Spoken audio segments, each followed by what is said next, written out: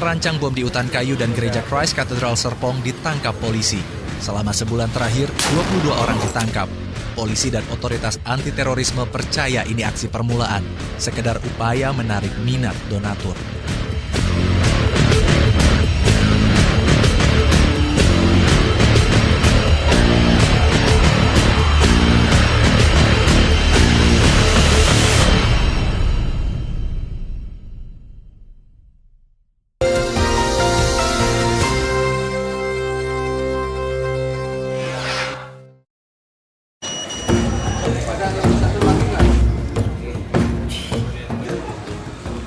Sebulan lebih anggota detasemen khusus anti-teror polisi mengendap. Mereka mengintip rumah sekelompok orang yang diduga menjadi pelaku bom buku. Bom yang dikirimkan pada 15 Maret silam untuk Kepala Badan Nasional Narkotika Goris Mere, musisi Ahmad Dhani, Ketua Umum Pemuda Pancasila Yapto S. Suryo Sumarno, pendiri Jaringan Islam Liberal Ulil Absar Abdallah, dan sejumlah tempat di Jakarta hingga perumahan mewah di Taman Wisata Cibubur.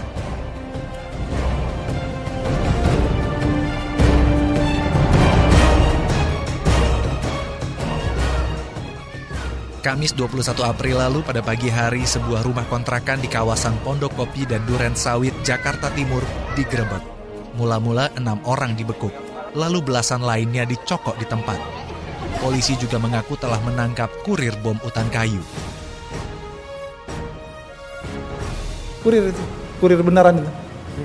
Kurir benaran. Bukan itu. Ya. Kurir benaran, akhirnya ketemulah mereka ini. Gitu, dari kurir itu ternyata bisa kita ketemu orang yang memberikan order sama dia. Siapa itu? Wah, itu penyelidikan rahasia.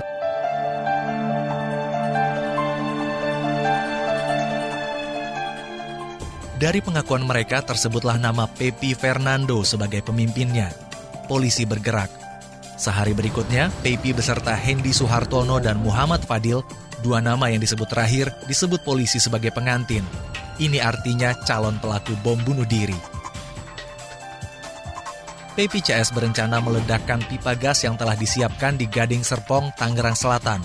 Pepi juga telah menyetel bom seberat 140 kg meledak pada pukul 9 pagi. Tepat dilangsungkannya acara Misa Paskah di Gereja Christ Katedral. Itu nama Pepi Fernando Sarjana Agama. Bagaimana nama yang tadi disebutkan. Tempat tanggal lahir Sukabumi 10 Desember tahun 79.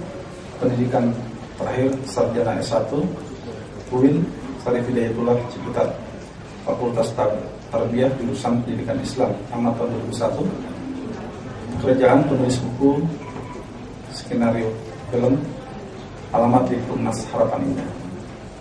Keterlibatan pimpinan kelompok pencetus ide, tokoh intelektual, dan pembuat bom di 8 TKP, antara lain di Utan Kayu, Ciganjur, kantor BNN, Studio Ahmad Dhani, Kompleks Kota Wisata, dan Jalan Raya Puspitek, Jembatan Banjir Kanal Timur, dan Gereja Christ Katedral. Yang selanjutnya, keterlibatan menentukan satu judul bom buku, yaitu atas dosa-dosa mereka terhadap Islam dan kaum muslimin. Mereka boleh dibunuh, yang dipersiapkan untuk Saudara Ulil Absar Abdallah. Mabes Polri melansir Pepi dibantu 21 orang rekrutan, termasuk seorang juru kamera stasiun televisi swasta bernama Imam Firdaus. Imam direkrut untuk mendokumentasikan ledakan bom Serpong yang nantinya akan diperjualbelikan kepada media asing. Ini saya kira yang unik. Jadi rencana mereka melakukan peledakan bom itu sebelumnya diakses dengan media internasional. Untuk memblow up itu secara meluas di internasional ya. Ini saya kira sangat unik ini, dengan penuh kesadaran akan pentingnya media dalam aksi terorisme itu. Karena kita tahu bahwa salah satu sasaran strategis yang penting dalam aksi terorisme adalah media. Media menggunakan media sebagai kampanye gratis, karena media kan ya tanpa dibayar, kalau sudah ada bom meledak otomatis dia akan publikasikan itu jadi gratis. untuk mempublikasikan ideologi-ideologinya, mencari empati dari publik untuk membenarkan aksinya. Pasal 6, pasal 7, pasal 9, pasal 11, pasal 14. Dari 22 yang ditangkap, 17 ditetapkan tersangka dan ditahan, termasuk istri Pepi Fernando, Deni Karmanita. Deni disinyalir turut menyembunyikan informasi dan mengetahui pelaksanaan aksi-aksi teror sang suami. Imam Muhammad Firdaus, sarjana ekonomi alias Imam, Jakarta 6 Januari 79, pendidikan S1, manajemen STIE Depok, pekerjaan kameramen, alamat di Manunggal, Kecamatan Jakarta Timur, keterlibatan menyembunyikan pelaku dan informasi tentang akan terjadinya ledakan bom dan berencana merekam ledakan untuk disiarkan melalui media. Dari aksi, teknik, serta rangkaian bomnya, banyak pendapat menduga pelaku teror bom buku masih terkait jaringan lama, yaitu jaringan Poso dan Aceh. Setahu kami, pemain baru, jaringan baru. Tetapi apakah itu berarti mustahil bahawa kita akan ketemu dengan hubungan ke jaringan lama? Tidak.